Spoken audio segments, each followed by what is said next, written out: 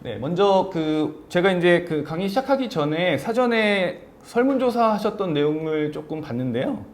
봤더니 보통 이제 자바는 뭐 기본적으로 조금씩은 다 해보신 걸로 설문조사가 되어 있더라고요. 그래서 자바 설치는 뭐 제가 따로 별도로 자세하게 설명을 드리지는 않을 거고요. 일단 자바가 필요합니다. 근데 한 가지 이제 유의하셔야 될 점은 JDK 1.8 이후 버전으로 설치를 해 주셔야 되고요. JDK 링크는 안 걸려 있고 하둡 링크가 걸려 있습니다. 하이브하고 요거는 이제 미리 다운로드 받아 주시면 되고요. 한 뭐 200-300메가 정도 될 건데 그거 다운로드 받아 주시고 이제 압축을 풀어서 설치를 하는 과정은 같이 실습을 해볼 거기 때문에 지금은 미리 진행하시지는 않아도 될 것 같습니다. 그래서 미리 요거 다운로드까지만 받아 주시면 될 것 같고요. 인텔리제이 설치를 좀 말씀을 드렸는데 인텔리제이는 기본적으로 맵리듀스 어플리케이션을 자바 기준으로 가장 많이 활용하는 워드 카운트를 직접 개발해 보는 거를 좀 해보려고 해요. 그래서 인텔리제이를 설치를 하시면 인텔리제이 안에 메이븐이라는 빌드 도구가 있는데 그 빌드 도구가 기본적으로 내장돼 있기 때문에 인텔리제이에 내장된 메이븐을 사용을 하면 되기 때문에 별도로 메이븐 설치는 필요가 없을 것 같고요. 인텔리제이까지만 설치가 되어 있으면 될 것 같습니다. 그래서 한 가지 이제 확인을 좀 해보면 보통 이제 실습 환경으로 화면을 조금 크게 해볼게요.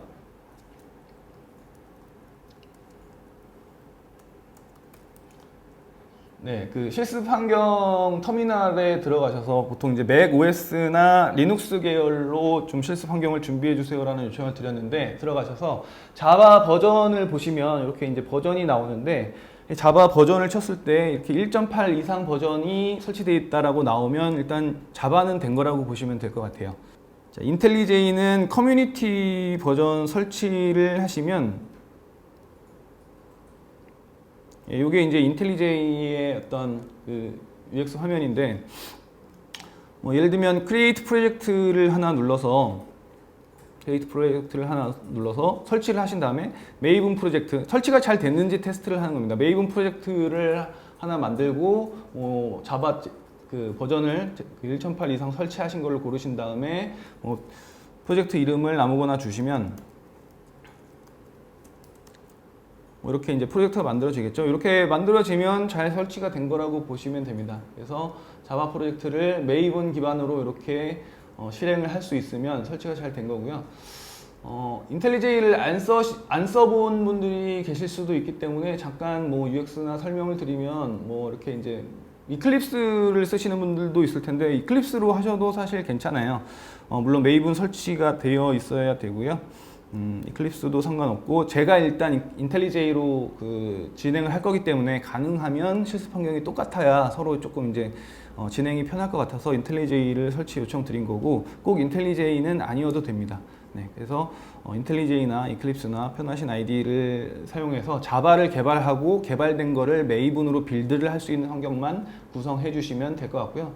인텔리제이 같은 경우에는 오른쪽에 이렇게 이제 메이븐 빌드를 할 수 있는 빌드 탭이 별도로 있어서 라이프 사이클에서 인스톨 할 거냐 패키지 할 거냐 이런 거를 클릭 이벤트를 통해서 이렇게 빌드를 해볼 수가 있습니다. 그래서 설치를 하신 후에 아무 프로젝트나 지금처럼 그냥 만드시고 메이븐 인스톨 더블 클릭해서 이렇게 빌드 석세스를 하면 기본적으로 맵리듀스 실습을 할 수 있는 환경 그리고 하둡을 설치를 해서 이런저런 간단한 것들을 테스트 해볼 수 있는 환경이 준비됐다라고 생각하시면 될 것 같습니다.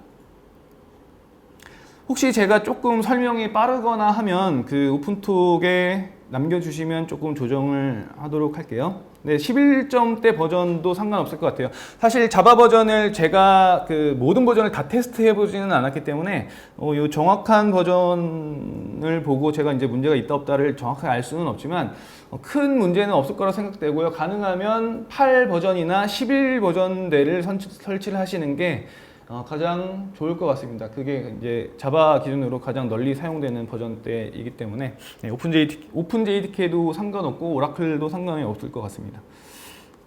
네, 기본적으로 이렇게 설치가 되어 있고요. 한 가지 제가 테스트를 해 봤을 때는 그 자바 JDK 11 버전에서 메이븐 빌드가 잘 안 되는 경우가 있기는 했어요. 그래서 가능하면 1.8대 버전을 설치하시는 게 좋기는 좋고요. 사실 이제 그 실습을 아주 많이 진행하지는 못할 것 같아요. 왜냐하면 하둡에 대해서 이론적으로 설명을 드려야 되는 부분들이 양이 좀 많기 때문에 실습은 좀 간단하게 할 거라서, 자, 메이븐에 대해서 좀 설명을 해달라라는 그 질문을 해주셨는데요. 네. 자, 메이븐은 그러니까 보통 이제 그 자바 프로그래밍을 하게 되면, 어플리케이션을 만들게 되면 내가 만든 어떤 그 소스 코드, 이런 이제 지금 제가 미리 만들어 놓은 워드 카운트 어플리케이션의 드라이버 클래스인데, 내가 만든 소스 클래스에서 사용을 하는 그 코드 중에 외부 라이브러리가 필요한 경우들이 있습니다. 그러니까 예를 들면 지금 여기 import라고 해서 예를 들면 org apache hadoop.conf.configured라는 클래스를 임포트를 했죠. 그럼 이 임포트를 했다라는 거는 내가 갖고 있는, 그러니까 자바가 자체적으로 갖고 있는 패키지가 아니고, 소스 코드가 아니고, 클래스들이 아니고 외부에서 누가 구현한 어떤 구현체라고 보시면 됩니다. 근데 이 구현체에 사실 이 하둡이라는 이 구현체도, 이 소프트웨어 구현체 안에 또 다른 어떤 라이브러리를 참조를 하게 되죠. 그러면 서로 계속 디펜던시가 걸리면서 이 프로젝트에서 참조하고 있는 이 하둡이라는 자르 파일 안에 들어가 있는 이 클래스들 안에 들어가 있는 또 다른 디펜던시가 있는 라이브러리를 또 임포트를 해줘야 되고, 이런 계속 굉장히 복잡한 일들이 발생하게 됩니다. 그래서 이런 디펜던시를 쉽게 좀 관리를 하자라고 만든 여러 가지 빌드 도구들이 있는데, 메이븐은 그 중에 하나라고 생각하시면 돼요. 그래서 얘는 이제 자바 기반의 빌드 도구고, 간단하게 설명을 드리면, 이 메이븐 프로젝트를 생성을 하거나 뭐 꼭 프로젝트 생성, 이 IDE는 좀 쉽게 프로젝트를 만들기 위해서 도와주는 이제 도구라고 생각하시면 되고, 메이븐 프로젝트는 이렇게 이제 form.xml이라는 기본 그 설정 파일을 중심으로 해서 동작을 하게 되는데, 여기에 이제 form.xml 파일에 여러 가지, 사실 이제 이 메이븐도 그 별도로 강의를 하면 뭐 굉장히 그 오랫동안 설명을 드려야 되는데, 간단하게만 말씀드리면 이렇게 디펜던시를 디파인하게 되어 있습니다. 그래서 내가 쓰는 프로젝트에서 일단 사용하려고 하는 그 라이브러리가 JUnit이라는 게 있어. 그리고 얘는 버전이 3.8.1.2야. 이렇게 이제 디파인을 하게 되면 이 라이브러리를 사용하기 위해서 필요한 기본적으로 얘 자르 파일이 있겠죠. 얘를 인터넷에서 다운로드를 받습니다. 그리고 이 라이브러리 안에 들어가 있는 또 이 라이브러리 안에서 또 디펜던시가 있는 자르 파일들까지 다 알아서 메이븐이 다운로드를 받습니다. 인터넷을 통해서. 당연히 인터넷이 되는 환경이어야지 다운로드가 되는 거고요. 제가 이 밑에 이제 아래쪽에 하둡 org 아파치 하둡 그리고 3.3.0 이렇게 디파인을 해놨는데, 요거는 org 아파치 하둡에 하둡 코먼이라는 아티팩트 아이디를 갖고 있는 3.3.0 버전을 내가 만들 소스 코드에서 사용할 거야를 디파인 해준 거예요. 이거에 디펜던시가 있다. 그러면 여기에 디펜던시가 있는 자료 파일을 인터넷에 가서 뒤져옵니다. 그럼 도대체 이 XML에 설정하는 이 디펜던시는 어디 가서 찾을 수 있는 거냐를 설명드리고 마치면 될 것 같은데요. 자, 저희에게는 이제 구글 신이 있죠. 그래서 구글 신한테 물어보면 됩니다. 예를 들어서 하둡 mvn 레파지토리, 자, 물으면 이렇게 구글 신이 바로 가르쳐 주죠. 하둡 메이븐 레파지토리를 클릭을 하게 되면 여기 이제 하둡에 만들어져 있는 디펜던시를 갖고 있는 애들이 이렇게 많이 있어요. 근데 이 중에서 내가 필요한 거는 예를 들면 하둡 커먼이에요. 눌러보면은 버전별로 또 친절하게 이렇게 다 나뉘어져 있어요. 그래서 요거를 나는 3.3.0 버전을 쓸 거니까 얘를 눌러보면 하둡 3.3.0 메이븐 그 폼 파일의 설정을 넣기 위해서는 얘를 쓰면 돼. 그리고 지금 저희는 이제 메이븐으로 할 건데, 이 빌드 도구들이 메이븐만 있는 게 아니고요. 이 오른쪽에 뭐 그래들, 뭐 SBT, IB, 그레이프, 굉장히 다양한 빌드 도구들이 있습니다. 그래서 이런 빌드 도구들 중에서 지금 현재는 메이븐이니까 얘를 클릭을 하게 되면 여기 이제 카피를 할 수가 있어요. 이렇게 해서 이제 카피를 해가지고 폼 파일에다가, 아까 그 폼 파일에다가 이렇게 카피 앤 페이스트로 붙여놓으면 되는 겁니다. 그래서 세이브를 하게 되면 요 디펜던시가 해당하는 자료 파일, 하둡 자료 파일, 커먼 자료 파일 받아오고 이 하둡 커먼 자료 파일 안에서 사용하는 다양한 또 다른 참조한 라이브러리들을 스스로 알아서 지가 막 다운로드 받습니다. 당연히 인터넷이 되는 환경이어야 되고요.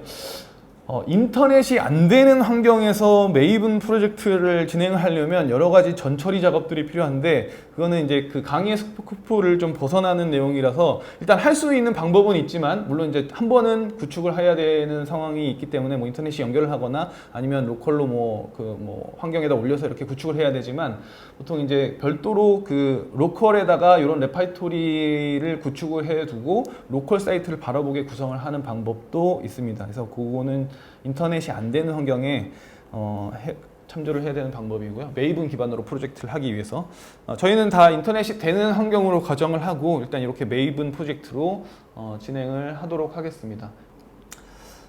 일단 그 하둡 설치하는 것들을 좀 진행을 할 건데요. 답변을 안 하시면 다 아는 걸로 생각하고 진행을 하기 때문에 일단 제가 사용해 주셨다고 한 분이 답변을 해주셨는데 일단 제가 설명을 드리는 과정에서 조금 기본적인 부분도 설명을 드릴 테니까요. 조금 사용해 보신 분들이 많은 걸로 알고 있어요. 설문조사에서도 그렇게 나온 것 같고 그래서 제가 기본적으로 아주 기초적인 거는 조금 스킵하고 설명을 드릴 텐데 혹시 이해가 안 되는 부분이 있으면 채창에 얘기를 해주시면 될 것 같습니다. 자, 일단 기본적으로 데이터 좀 전에 이제 받은 플랫폼 두 개를 작업을 할 그 디렉토리를 정해야 되는데 여기 아래쪽에 있어서 잘 보이시나 모르겠네. 잘 보이실 것 같아요. 화면은 잘 보이실 것 같고 일단 그 홈 디렉토리를 먼저 한번 가보도록 하겠습니다. 보통 그 터미널 창에서 cd 체인지 디렉토리를 치고 그냥 엔터를 치면은 자기의 본인의 홈 디렉토리로 가게 되죠. 클리어 치면 이제 화면이 좀 지워지고 자 pwd라고 치면 이렇게 이제 홈 디렉토리로 왔을 때 현재 위치가 나오죠. 그래서 지금 저는 그 유저스 밑에 그러니까 슬래시 유저스 밑에 홈테발이라고 하는 디렉토리 밑에 이제 홈 디렉토리가 되어 있고요. 이게 제 아이디라서 이렇게 보통 이제 생성이 되죠. 그래서 홈 디렉토리에서 가능하면 지금 저랑 실습하는 부분들의 경로나 이런 것들을 물론 이제 이 부분은 다르겠죠. 요거는 다를 텐데 여기 앞에 있는 이 프리픽스 부분은 다를 텐데 이 프리픽스 뒤에 있는 부분들은 가능하면 똑같이 맞춰주시면 좋을 것 같아요. 여러 가지 설정이라든지 그런 부분들이 좀 원활하게 진행되려면 물론 이제 리눅스 내용을 잘 아시고 자기가 어디를 바꿔야 된다라는 거를 알고 계시면 편하신 대로 하셔도 됩니다. 근데 가능하면 똑같이 만들어 주시면 좋을 것 같고 저는 어디에 만들어서 진행을 할 거냐면 홈 디렉토리 밑에 자 플랫폼이라는 디렉토리에 만들어서 이제 뭔가 이제 실습할 것들을 압축도 풀고 설정도 하고 이렇게 진행을 할 거고요. 그러면 이제 그 홈 디렉토리에서는 mkdir 해서 플랫폼 해가지고 디렉토리를 없으신 분들은 만들면 되겠죠. 그래서 저는 이미 mkdir로 디렉토리를 만들었기 때문에 여기 플랫폼 안에 들어와서 작업을 하도록 하겠습니다. 그래서 pw 쳐보면 저의 지금 경로는 유저 홈테라리의 플랫폼 밑에 있는 거고요. 아마 이제 플랫폼을 지금 막 만드셨을 거기 때문에 아무것도 없겠죠. 그래서 일단 기본적으로 이 두 개의 그 다운로드 받은 그 tar.gz 파일을 복사를 해주시면 될 것 같아요. 여기로. 자, 혹시 복사를 할 줄 모르시는 분들을 위해서 간단히 명령어 설명을 드리면 이 다운로드 받으신 디렉토리에 가셔가지고 그 파일명을 주시고 여기로 복사할 거잖아요. 그럼 여기를 이제 복사를 하고 물론 여기는 이제 앞에 프리픽스는 다르겠죠. 복사를 하고 엔터를 치시면 됩니다. 그러면 이 디렉토리로 카피가 됩니다. 혹은 무브를 하셔도 돼요. 무브를 mv 해가지고 무브를 하셔서 여기로 복사를 해주시면 됩니다. 그래서 두 개의 파일을 복사를 해주시면은 자 여기 이제 이 타르 파일하고 이 타르 파일 두 개가 생기겠죠. 여기까지는 다 됐겠죠? 네, 혹시 진행이 너무 빠르면 말씀을 해주세요. 두 개의 파일을 일단 복사를 해주시고 자, 복사를 해주신 다음에 자, 여기서 타르라는 명령어를 통해서 압축을 풀 건데요. 타르라는 명령을 통해서 압축을 풀 건데 첫 번째로는 하둡을 먼저 풀도록 하겠습니다.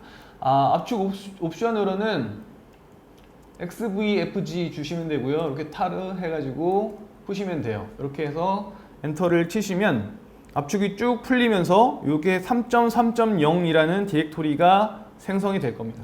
일단 요거 한번 실행을 해주시고요. 네, 그 다음에는 마찬가지로 아파치 하이브 XV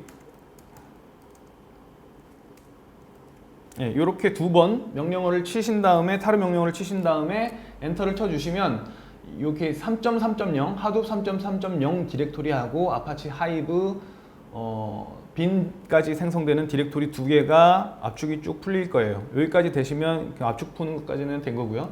그 다음부터는 사실 이제 압축 파일은 필요 없고 요 디렉토리 두 개 내에서 작업을 진행할 예정입니다. 자, 그 다음 진행을 할 거는 자, 하둡 환경 파일 수정을 하는 부분이 필요합니다. 일단 자, 로컬에다가 하둡을 띄우는 거를 먼저 해볼 건데 하둡을 띄울 때 가장 먼저 해주셔야 되는 부분은 일단 그 환경 파일 수정을 해야 되는데 일단 수정을 하기 전에 이 부분을 좀 볼게요. 그 자바 홈 디렉토리가 어딘지를 일단은 알아야 돼요. 근데 보통 이제 리눅스 같은 경우에는 경로가 아마 다르긴 할 텐데 홈 디렉토리를 이렇게 보통 패스가 이미 자바 개발을 하시는 분들은 자바 홈 디렉토리가 설정이 돼 있는 분들이 많죠. 그래서 그 설정이 보통 어디에 돼 있냐면 물론 본인이 하셨어야 돼 있는 거고요. 자, CD 눌러서 개인 홈 디렉토리에 가면 보통 여기에 많이 하시죠. 배시 언더바 프로필 다시 한번 보시면 이 파일에 그러니까 홈 디렉토리에 가셔서 VI 에디터로 VI 에디터는 이제 리눅스나 뭐 맥 OS에서 사용하는 메모장 정도로 생각하시면 되겠죠. 그래서 VI 에디터로 배시 언더바 프로필 정보를 읽어 보시면 이렇게 이제 본인이 설정해 놓으신 홈 디렉토리가 어딘지 쭉 나와 있죠. 제일 앞에 샵이 붙어 있으면 주석이고요. 자, 저는 자바의 라이브러리가 여기에 설치가 되어 있습니다. 그래서 익스포트 자바 홈 요 경로를 저처럼 배시 홈에다가 이렇게 배시 프로파일에다가 익스포트로 설정을 해주시면 될 것 같아요. 요거를 일단 제가 카피를 해서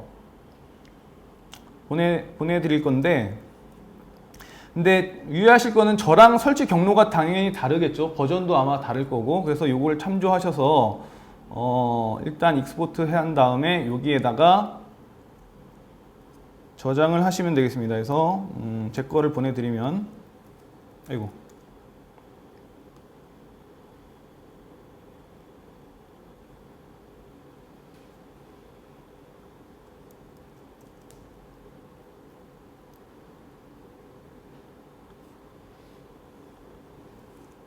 익스포트를 해 주시고요. 이 경로는 본인 디렉토리에 맞는 거를 잡으셔야 됩니다. 그래서 이 익스포트가 잘 됐다라는 거를 어떻게 확인할 수 있냐? 자, 만약에 지금 익스포트를 하신 분들은 이 설정을 지금 막 여기 배시 언더바 프로필에다가 저장을 하신 분들은 VI 에디터에서 참고로 이제 에디터 사용을 모르는 분들을 위해서 대부분 아시겠지만 말씀드리면 vi.배시 프로파일 이게 이제 내가 편집하겠다라는 파일명인 거고 엔터를 치시게 되면 이거는 뷰 모드고요. 편집 모드로 들어가려면 I 버튼을 눌러야 됩니다. I 버튼을 누르면 아래쪽에 인서트라고 나오고 이때부터 뭔가 여기다가 편집을 하실 수가 있고요. 편집을 하신 다음에 저장을 하고 나오시려면 ESC를 누르면 아래쪽에 있던 인서트가 사라지고요. ESC를 누르신 다음에 콜론 밑에 보시면 콜론을 쳤죠. 콜론 다음에 W가 라이트거든요. 라이트 퀴트. 그러니까 콜론 Q를 누르고 엔터를 치고 나오면 저장을 하고 나오게 됩니다. 그래서 저장을 하신 다음에 자, 저장을 했다라고 하더라도 다음번 터미널 새로 열었을 때부터는 이 환경 파일이 아마 먹고 들어갈 텐데 지금 이 터미널 내에서 바로 환경 파일 지금 적용한 거를 반영을 하시려면 이렇게 소스 해가지고 배시 프로파일 하신 다음에 엔터를 치시면 돼요. 그러면 이 소스라는 명령을 통해서 지금 현재 수정한 이 환경 설정이 다시 먹게 됩니다. 이 터미널 내에서도. 그래서 지금 설정한 자바 홈이 잘 먹었다라는 거를 어떻게 확인할 수 있냐면 아무 디렉토리나 가서 자바 버전을 쳤을 때 자바 버전이 지금 여기 이 경우에서 자바 버전을 쳤을 때도 나오죠. 그리고 아까 플랫폼이라는 디렉토리에 가서 이 플랫폼 경로에서 자바 버전을 쳤을 때도 버전이 잘 나오면 자바 홈 패스가 설정이 잘 된 거라고 보시면 됩니다. 자, 여기까지 진행이 되셨으면 자, 그 다음 이제는 하둡 설정으로 들어가 보도록 할게요. 자, VI가 아니라 일단 하둡 첫 번째 디렉토리에 들어가면 자, 이런 그 디렉토리랑 파일들이 보이실 거예요. 물론 이런 거는 안 보이실 거고요. 제가 미리 이제 한번 테스트 해본다고 돌려봤던 거이기 때문에 대략 이런 구조를 가지고 있으면 됩니다. 자, 이렇게 보이실 거고요. 설정 파일이 어디 있느냐면, 자, 지금 경로는 여기고요. 이 앞에 경로는 저랑 다르실 거고, 자, 설정 파일은 etc 밑에 하둡 밑에 있습니다. 다시 하둡에 들어가서 etc 밑에 하둡 밑에. 그래서 풀 경로는 여기고요. 자, pwd 쳐보면 이렇게 됩니다. 그래서 풀 설정 파일이 들어가 있는 풀 경로는 자, 하둡 디렉토리 밑에 etc 밑에 하둡이고요. 여기고요. 여기에 와서 ls나 뭐 ll 같은 리스트를 보는 명령어로 보면 이런 설정 파일들이 쭉 보이셔야 돼요. 자, 보이신다라고 하면 잘 압축이 풀린 거고요. 자, 여기서 첫 번째로 설정을 할 부분은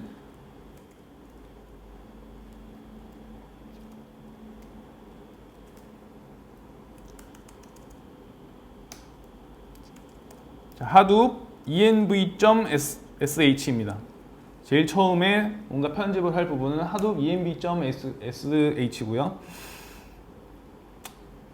자, 에디터로 들어오시면 이런 파일들이 보여요. 그래서 쭉 내리시다 보면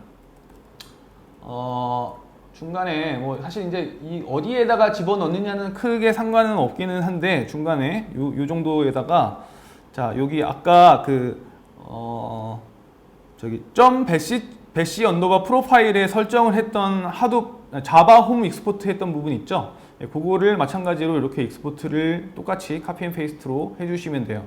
자바 홈 설정했던 거 배시 언더바 프로파일에 설정을 했던 자바 홈 디렉토리를 익스포트 해주시면 되고요.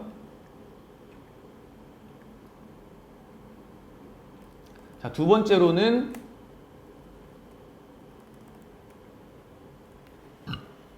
하둡 홈 패스를 익스포트 해주시면 됩니다. 자, 요거. 자, 여기 하둡 언더바 홈이라고 잡아주시면 되고 앞에 익스포트 붙이시고 그 다음에 경로를 주시면 되는데 여기에 경로는 아까 이제 자기 홈 디렉토리 요거는 저랑 다르실 거예요. 그 홈 디렉토리에서 플랫폼이라는 디렉토리를 만들었고 여기서 압축을 풀었을 때 생긴 요 하둡 3.3.0 요 디렉토리까지를 홈으로 주시면 돼요. 하둡의 홈으로. 그래서 익스포트를 해주시면 됩니다. 그래서 얘도 카피해서 자, 붙여넣기 해드렸는데 이 앞에 이 부분만 그 본인 디렉토리에 맞는 이름으로 바꿔주시면 되겠죠. 자, 조금 이제 하셔야 되는 시간을 드리니까 조금 천천히 할게요. 그래서 여기까지 자, 여기까지 진행이 됐으면 조금 화면을 조금만 더 키워볼까요? 예. 여기까지 진행이 되셨으면 쭉 밑으로 한번 내려가 볼게요. 자, 이거는 아마 그 익스포트 하둡 컴피그 디렉토리 얘는 아마 여기 제일 앞에 이 라인의 제일 앞에 샵으로 주석 처리가 되어 있을 거예요. 그래서 그 주석을 빼주세요. 주석만 지워주시면 됩니다. 별도로 수정하실 부분은 없고 요 라인을 찾으셔서 제일 앞에 샵 부분만 주석을 지워주시면 됩니다. 그리고 나서 쭉 내리면 별로 일단 디폴트 값으로 대부분 다 쓸 거기 때문에 설정할 부분들이 없어요. 그죠? 자, 예, 없습니다. 다른 건 없어요. 그 다음에 나오실 때 아까 말씀드렸던 것처럼 저장을 하실 때는 ESC를 눌러서 편집 모드에서 빠져나오신 후에 콜론하고 WQ를 누른 다음에 엔터를 치시고 저장하고 나오시면 돼요.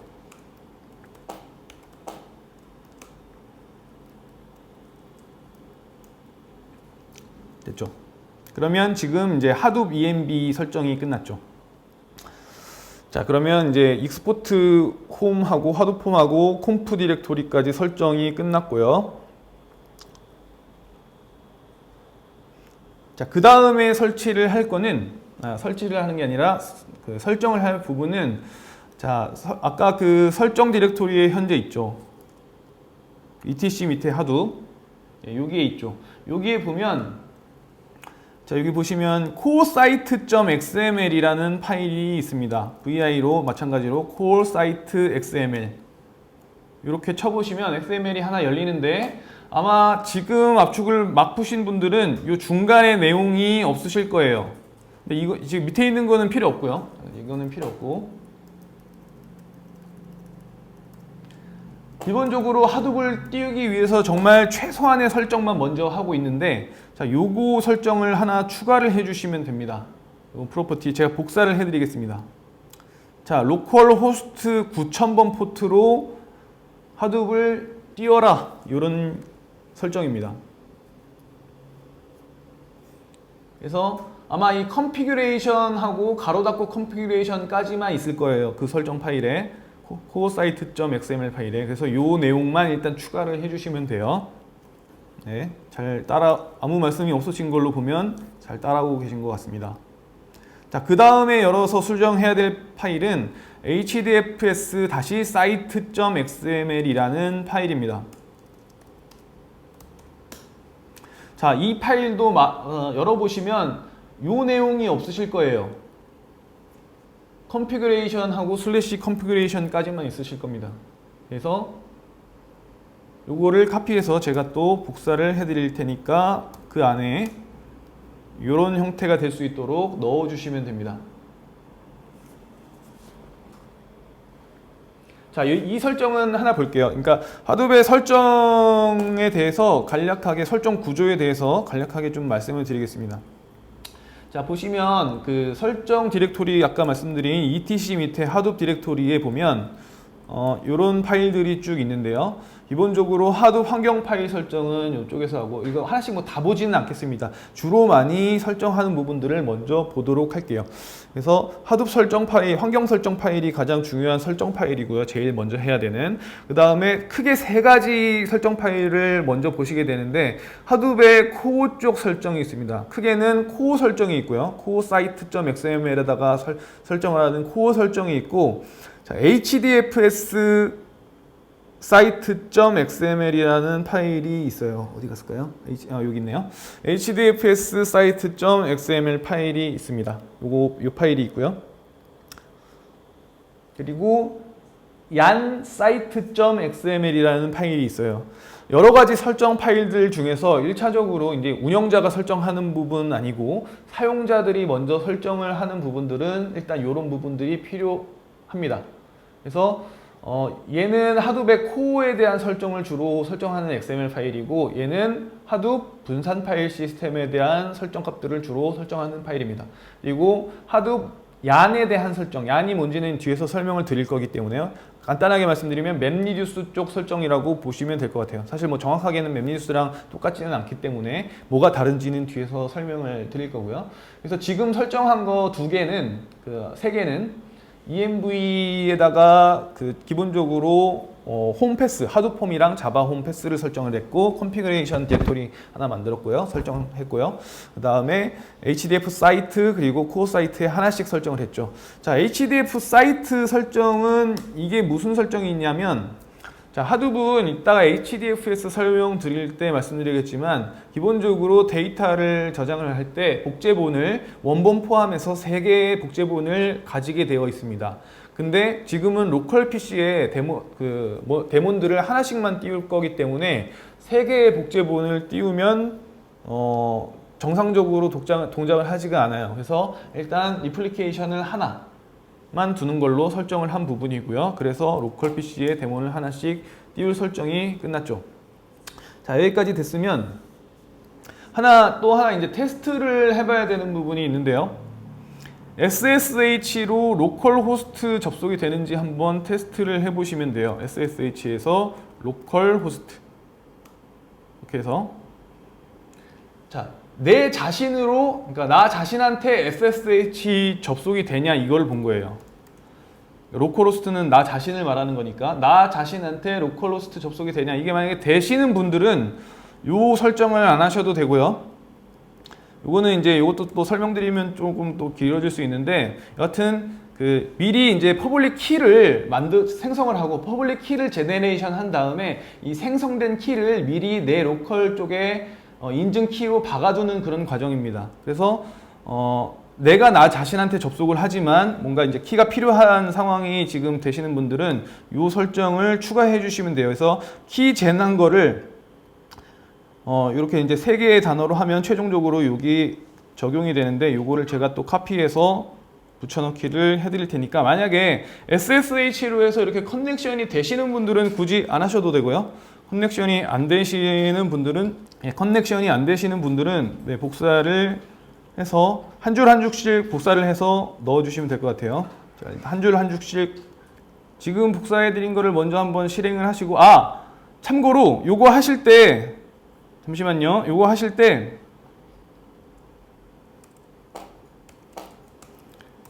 자, CD 하셔가지고 제일 홈 디렉토리로 가세요. 제일 홈 디렉토리로. 아무 데서나 하시지 마시고 CD 치셔가지고 본인의 홈 디렉토리로 가신 다음에 하시면 됩니다. 그래서 요거 하나, 그리고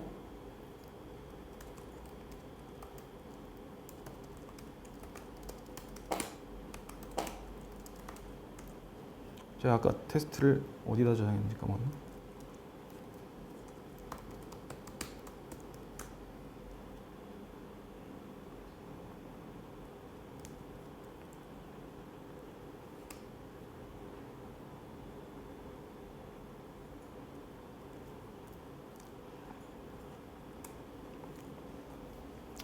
네, 이렇게 3개를 실행을 하시면 저처럼 로컬 호스트로 SSH를 하더라도 뭔가 에러가 떨어지는 게 아니라 SSH 접속이 되실 거예요.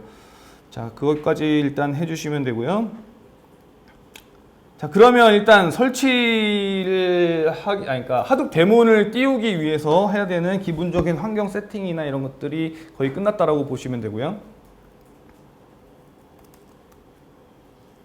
자, 그 다음에 하는 거는, 자, 하둡은 사실 이제 이거는 하둡 뒤에 이제 내용 설명 드리고 나서 진행을 하는 게 좋긴 한데, 일단은 그냥 그대로 따라 해보기로 진행해 보도록 할게요. 그래서 하둡은 일단 네임노드라는 애가 있는데, 걔를 이제 처음에 포맷을 한번 하고 데몬을 띄워야 실행이 됩니다. 그래서 이 실행을 하는 명령어는, 자, 어디서 실행하시면 되냐면, 자, 하둡 플랫폼의 하둡 디렉토리에 들어오셔서 여기 bin이라고 하는 디렉토리가 있어요. 바이너리 파일들이 있는. 그래서 보통 bin 들어가 보시면 이렇게 이제 실행을 해야 되는 명령어들을 들고 있는 스크립트들이 쭉 있는데, 보통 이제 여기서 하둡 홈 디렉토리에서 자, 이렇게 명령어를 주고 실행을 합니다. 그러니까 bin 디렉토리까지 보통 주고, 자, 이것도 카피를 해드릴게요. 패스워드는 이거 패스워드를 안 물으려고 요거를 하는 거거든요. 이게 지금 이제 보내주신 분은 이미 이 .ssh 파일 안에 이미 키가 있는 거예요. 이미 키가 있는 거라서 그 키를 지우시고 나서 해주셔야 됩니다. 그래서 어떻게 하시냐면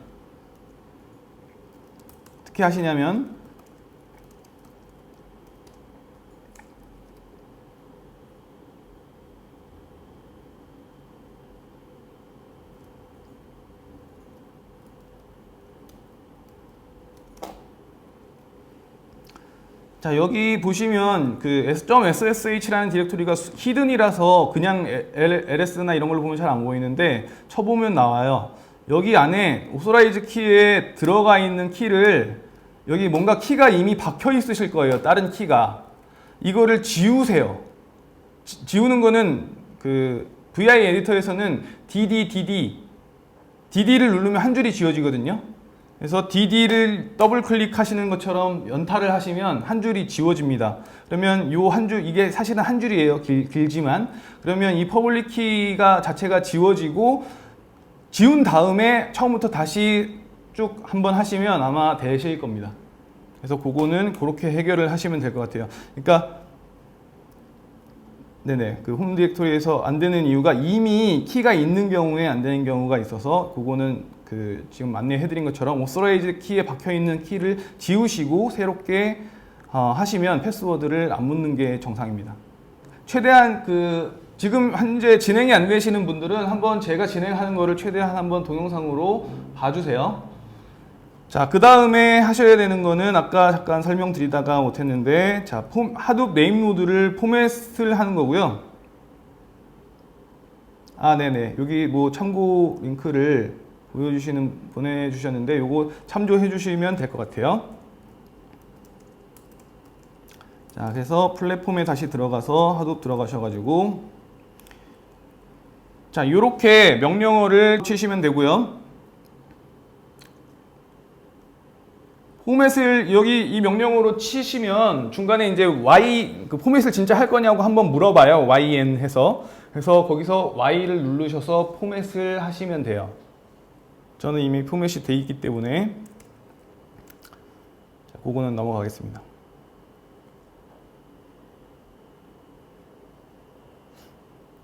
자, 포맷을 하면 이렇게 중간에 쭉 나오다가 y or n 해가지고 한번 포맷을 진짜 할 거냐라고 물어보게 되고요. 그 다음에 여기서 y를 누르시면 포맷을 실제 하고 정상적으로 종료가 될 겁니다. 자, 그 다음에는 포맷이 되셨으면 실제 이제 분산 파일 시스템 데모를 한번 띄워보도록 할게요. 자, 데모를 띄우는 명령어는 요거고요. 저는 아마 데몬이 떠 있을 거라서, 자, sbin 밑에 start-dfs.sh로 실행을 하시면은 데몬이 뜹니다.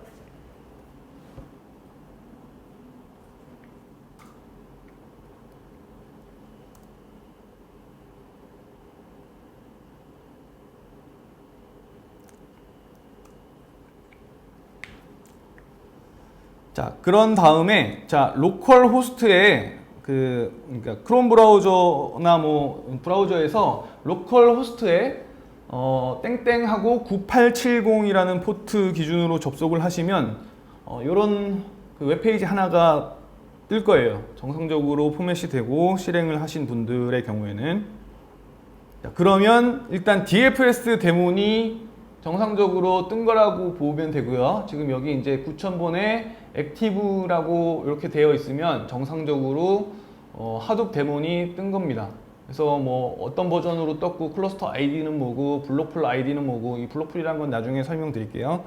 그리고 이 내용들은 뭐 기본적으로 지금 구성한 하둡 전체 캐퍼시티가 얼마고, 하둡 DFS의 전체 캐퍼시티가 얼마고, 원격에서 볼 수 있는 캐퍼시티가 얼마고, 그리고 DFS 유즈드가 얼마고, 사용하는 게 얼마고, 안 사용하는 게 얼마고, 이런 게 쭉 정보가 나오는 거고요. 이 밑에 쪽에 보시면 이게 이제 중요한 부분인데, 라이브 노드라고 나와 있어요. 라이브 노드. 이게 지금 이제 실제 일을 할 수 있는 데이터 노드 혹은 태스크 트래커가 떠 있는 트래커 노드가 몇 개 있냐라고 이제 나와 있는 건데, 저희는 이제 하나씩 띄웠으니까 이렇게 하나, 이렇게 나오면 정상적인 상황인 겁니다.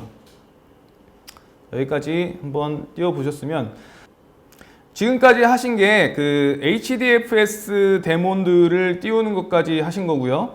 자, 그 다음에 맵리듀스 쪽 데몬을 띄우기 위해서 자, 설정을 하나 추가를 또 해볼게요. 자, 지금 DFS 쪽 데몬은 떴고요. 자, mapRead site.xml이라는 애가 있습니다. 자, 다시 여기는 이제 하둡 홈 디렉토리니까 etc 밑에 하둡 밑에 가시면 mapread dash site.xml 파일. 그래서 요 내용을 복사를 해주시면 돼요. 설정 파일에.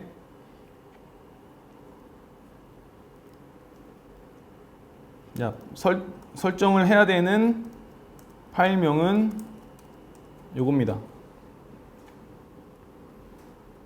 그래서 설정을 하신 다음에 띄우시면, 자, 어떻게 띄우냐면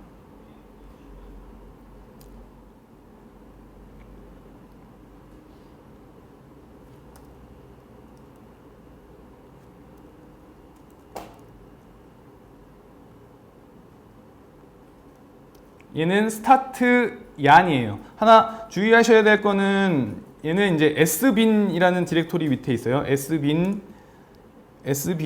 스타트 얀 sh 요걸로 실행을 하시면 얀 쪽 대문이 뜰 겁니다.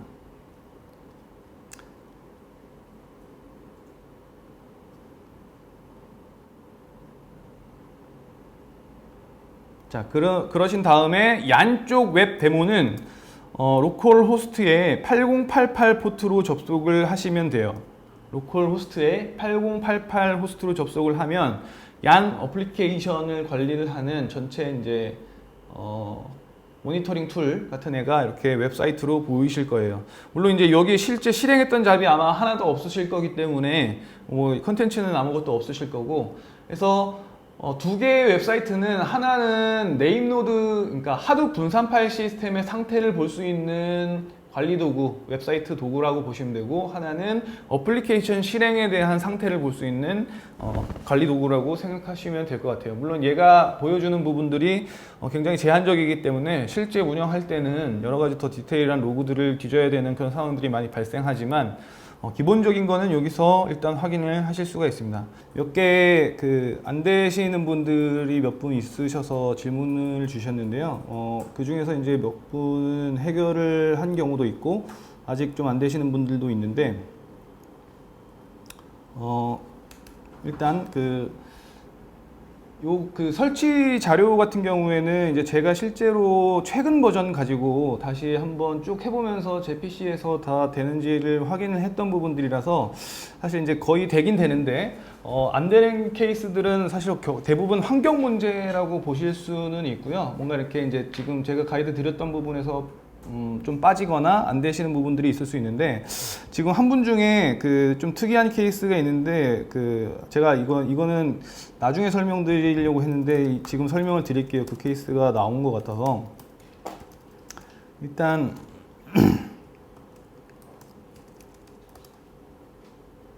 제 거 설정을 지금 저도 하다가 말았는데, 지금 디렉토리 경로가 존재하지 않는다라고 나오면서 에러가 나신 분이 계신데, 그 부분은 이제 뭐냐면 하둡이 네임노드 포맷을 하면은 실제 네임노드는 뒤에서 사실 설명드리려고 일단 빼놓은 건데, 네임노드는 fs 이미지라는 실제 하둡 전체 파일 시스템의 스냅샷 형태의 네임스페이스 구조를 저장하는 파일이 있어요. fs 이미지라는 파일.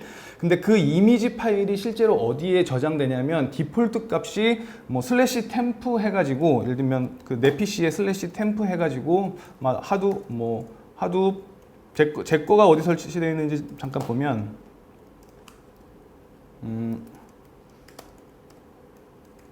템프에 하둡 홍태발이라는 제 아이디 밑에 들어가 보면은 이렇게 dfs라는 디렉토리가 만들어지고, 여기에 name이라는 디렉토리가 이렇게 만들어집니다. 실제 이제 포맷을 하면 이런 디렉토리가 만들어지는 거고요. 네임노드 포맷을 하면 스스로 만들어지는데, 이 디렉토리가 지금 경로를 보시면 이제 슬래시 템프 하둡 홍태발이 이렇게 되어 있는 거잖아요. 이게 그냥 디폴트 값인 거예요. 그러니까 사실은 템프에 하둡 여기까지는 디폴트 값인 거고, 이 dfs name이라는 이름으로 디렉토리를 만든 다음에 그 디렉토리 안에다가 뭔가 현재 파일의 이미지가 어떻게 되고 있다라는 거를 실제 이제 여기에다가 스냅샷 형태로 이제 관리를 하게 됩니다. 그러니까 fs 이미지하고 edit log라는, 그래서 이 fs 이미지는 현재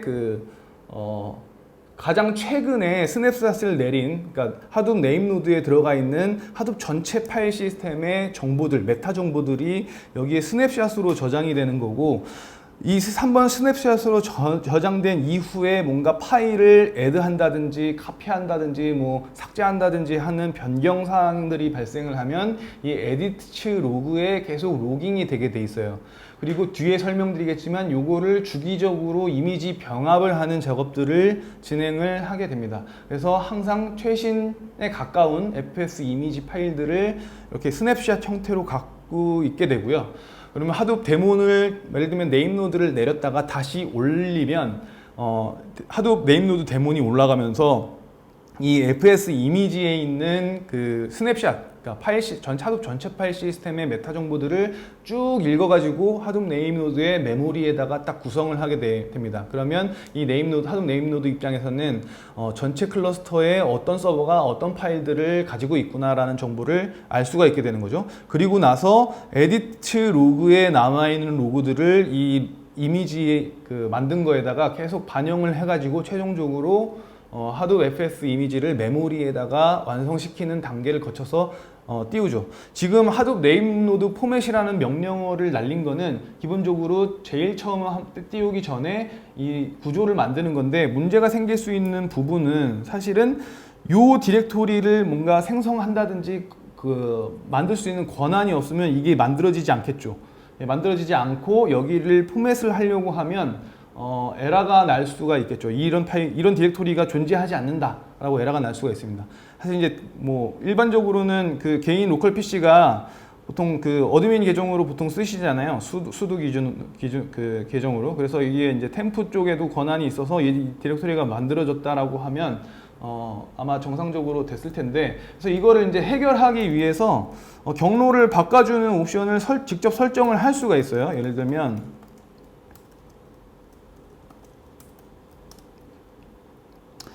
아까 ETC의 하둡에 여기 보면 이제 코어 사이트 XML에 제가 설정을 보여드리다가 말았는데 이 설정이 다 완성이 안 된 거고, 자, 아까 제가 그 설치 가이드에서는 정말 최소한의 설정만 들어가기 위해 필요한 거를 넣기 위해서 얘 하나만 딱 넣었잖아요. 근데 지금 밑에 제가 설정을 하나 더 작성을 하고 있는데, 이 작성이 실제 아까 잠깐 보여드린 FS 이미지 파일을 난 어디다 저장할 거야를 지정하는 프로퍼티예요. 그래서 예를 들면 여기에다가 실제 경로 있잖아요. 예를 들면 users의 저 같은 경우에는 이렇게 되겠죠. 그래서 뭐 이렇게 쭉쭉쭉쭉 경로가 있겠죠. 하둡 3.0 어쩌고 경로가 있겠죠. 그리고 뭐 예를 들면 미리 만들어 주셔도 돼요. 예를 들면 뭐 DFS 이렇게 경로를 만들어 주셔도 되고, 난 여기다가 저장할 거야. DFS의 네임 이렇게 저장을 할 거야 라고 하면은 실제 이 디렉토리에다가 아까 제가 보여드린 템프에 저장되어 있는 FS 이미지 파일을 저장을 하게 돼요. 그러면 이 경로에 실제 이제 그 하둡 전체의 FS 이미지 파일이 저장된다라고 보시면 됩니다. 그래서 요거는 제가 카피를 해서 보내드릴 테니까 요거를 가지고 설정 추가해서, 아까 디렉토리가 안 만들어졌다라고 에러가 난 분 같은 경우에는